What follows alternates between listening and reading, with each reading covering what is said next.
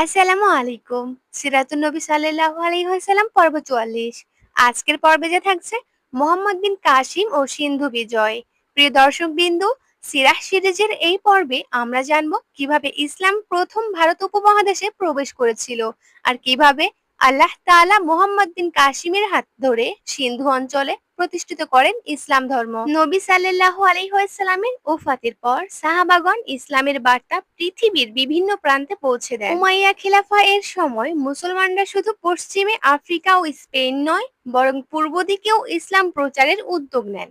সমুদ্রপথে মুসলিম ব্যবসায়ীরা ইতিমধ্যে ভারতবর্ষের উপকূলীয় অঞ্চলে পৌঁছে গিয়েছিলেন, কিন্তু রাজনৈতিকভাবে ইসলাম প্রবেশ করলো একমাত্র মোহাম্মদ বিন কাসিম রহমাতুল্লাহি আলাইহির মাধ্যমে। মোহাম্মদ বিন কাসিমের আগমন, বয়স মাত্র ১৭ থেকে ১৮ বছর, কিন্তু ছিলেন জ্ঞান, বীরত্ব ও নেতৃত্বের অনন্য। হজ্জাজ বিন ইউসুফ অর্থাৎ ইরাকের গভর্নর তাকে সিন্ধু অভিযানের জন্য প্রেরণ করেন। অভিযানের মূল কারণ ছিল মুসলিম জাহাজে থাকা নারী পুরুষের আক্রমণ, লুণ্ঠন এবং তাদের মুক্ত করার প্রয়াস। প্রিয় দর্শকবিন্দু, এখন চলুন জেনে আসি সিন্ধু বিজয়।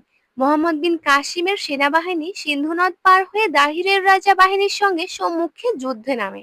আল্লাহর সাহায্যে মুসলমানরা বিজয় লাভ করে আর দাহির নিহত হয়।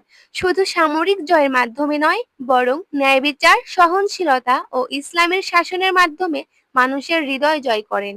হিন্দু, বৌদ্ধ এমনকি অন্য ধর্মাবলম্বীরাও তার প্রশাসনিক ন্যায়নীতিতে উপকৃত হতেন। এবার জেনে আসা যাক ইসলামের প্রভাব। সিন্ধু অঞ্চলে প্রথমবারের মতো ইসলামী শাসন প্রতিষ্ঠিত হলো। এখন থেকেই ধীরে ধীরে ইসলাম ভারতীয় উপমহাদেশে বিস্তার লাভ করবে। মোহাম্মদ বিন কাসিমের চরিত্র, ন্যায় বিচার, সহনশীলতা মানুষকে আকৃষ্ট করেছিল। প্রিয় দর্শকবিন্দু, মোহাম্মদ বিন কাসিমের জীবন থেকে আমাদেরকে শিক্ষণীয় বিষয় হচ্ছে ইসলামের দাওয়া শুধু তলোয়ারের মাধ্যমে নয়, ন্যায় ও সদাচরণের মাধ্যমেও বিস্তার লাভ করা যায়। আল্লাহর পথে তরুণদের ভূমিকা অত্যন্ত গুরুত্বপূর্ণ। মোহাম্মদ বিন কাসিম ছিলেন তার উজ্জ্বল উদাহরণ। মুসলিম শাসকরা যখন আল্লাহর বিধান মেনে ন্যায় বিচার প্রতিষ্ঠা করেন, তখন অমুসলিমরাও উপকৃত হয়। আল্লাহ তাআলা আমাদেরকে ন্যায় বিচার প্রতিষ্ঠার তৌফিক দান করুন, তরুণদের দ্বীনের প্রকৃত সৈনিক বানান এবং উম্মাহকে পুনরায় ঐক্যবদ্ধ করুন। এই ধরনের ইসলামিক ইতিহাস জানতে এবং পরবর্তী এপিসোড পেতে আমাদের চ্যানেলটি সাবস্ক্রাইব করে পাশে থাকা বেল আইকনটি বাজিয়ে রাখুন।